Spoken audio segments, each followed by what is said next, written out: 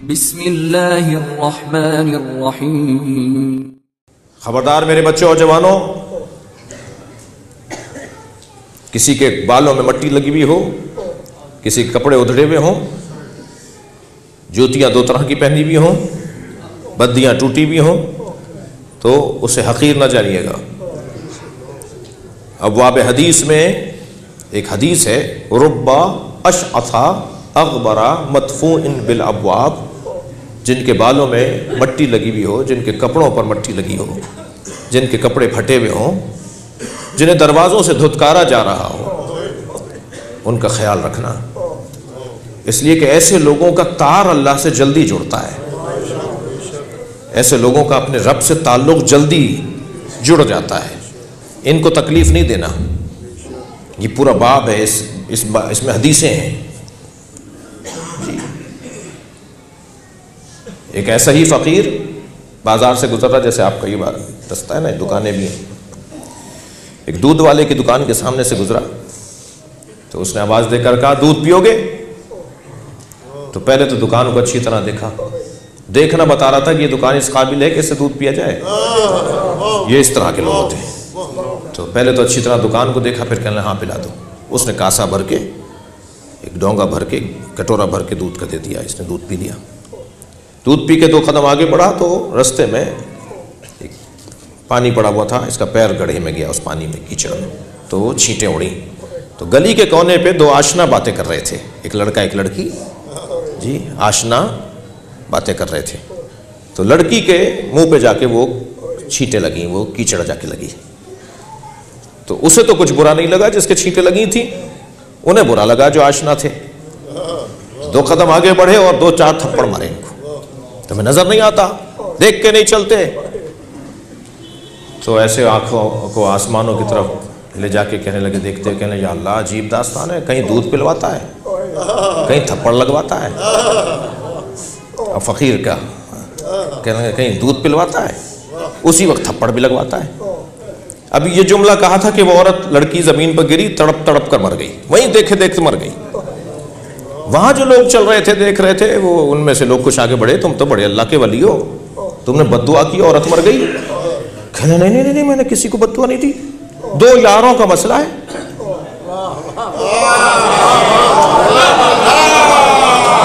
कहने 2 यारों का मसला है, एक यार दूसरे यार से नाराज हो गया। मैंने तो अपने यार से बात की थी। सलवात पढ़े जरा मोहम्मद।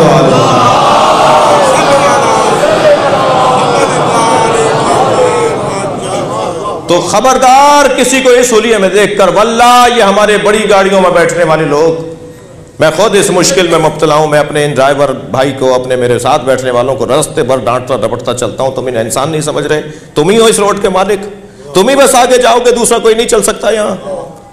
वल्लाह बड़ी गाड़ियों में बैठने वाले लोग, अच्छी सवारियों पर बैठने वाले लोग, पैदल चलने वालों को हकीर न जाने। बड़ी मुश्किल है, बहुत मुश्किल है। कभी कभी तो डॉक्टर साहब दिल करता है सब कुछ छोड़कर किसी जंगल में बस जाओ, इसलिए कि हम यहां रहते हैं। तो हम मसलन मजलिस पढ़ने वाले हैं, खतीब हैं, फला कौमी खिदमत गुजार हैं, नौकर हैं आपके, तो कहीं जाना आना भी पड़ेगा, जाना आना पड़ेगा, कोई इदारे बनाने पड़ेंगे, ऑफिस बनाने पड़ेंगे, कहीं बैठना पड़ेगा।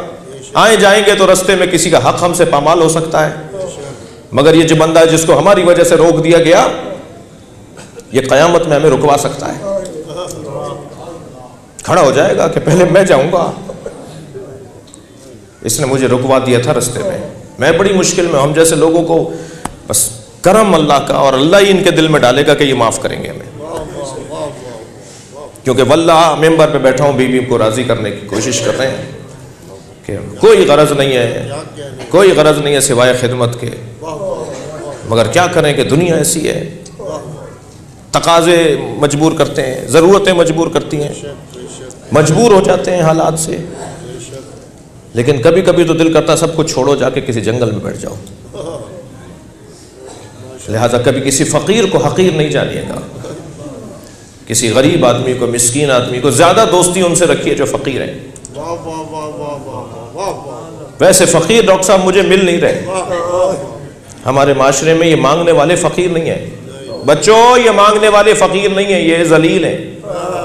फकीर मांगने वाले को नहीं कहते, देने वाले को कहते हैं।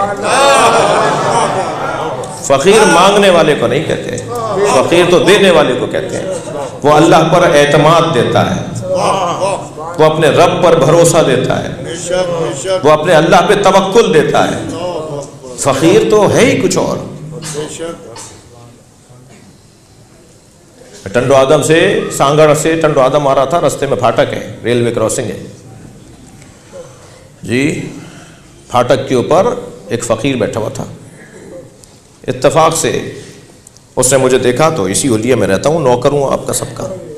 उसने वहीं से आवाज़ लगा के कहा, या अली मदद। मैंने शीशा उतार के उसको जवाब दिया, मौला अली मदद।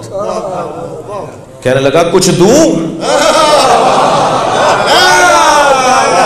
यकीन जानिए, मैंने अपने दोस्त से कहा कि गाड़ी साइड लगाओ, पहला फ़कीर मिला है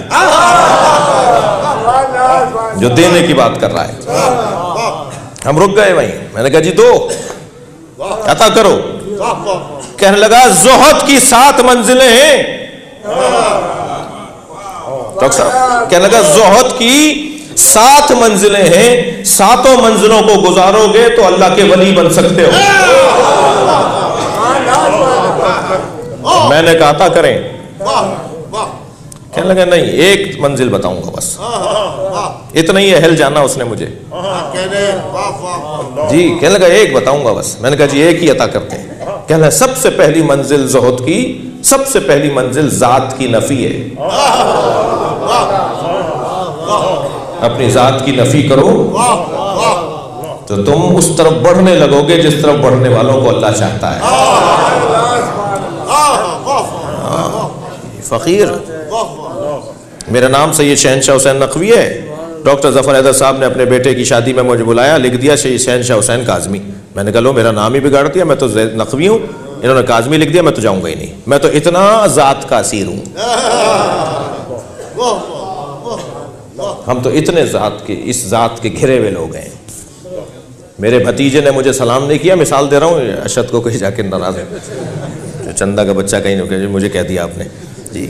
मिसाल दे रहा हूँ, फ़र्ज़ कीजिए मेरे भतीजे ने मुझे सलाम नहीं किया तो मैंने अपने भाई को सलाम करना छोड़ दिया। क्या हुआ भाई? क्या तुम्हारा बेटा मुझे सलाम ही नहीं करता? इतना ज़ात का असीर हूँ मैं। बातें मैं लंबी लंबी करता हूँ, आसमान और ज़मीन बुनने की बातें करता हूँ, अपनी ज़ात से निकला नहीं हूँ। और जो अपनी ज़ात से ना निकला हो वो किसी और की क्या इस्लाह करेगा? तुम तो अभी 6 फीट के बदन पर काबू नहीं पाते, पाकिस्तान क्या चलाओगे? तुम पाकिस्तान क्या चलाओगे? तुम तो 6 फीट के बदन पर काबू नहीं पाते।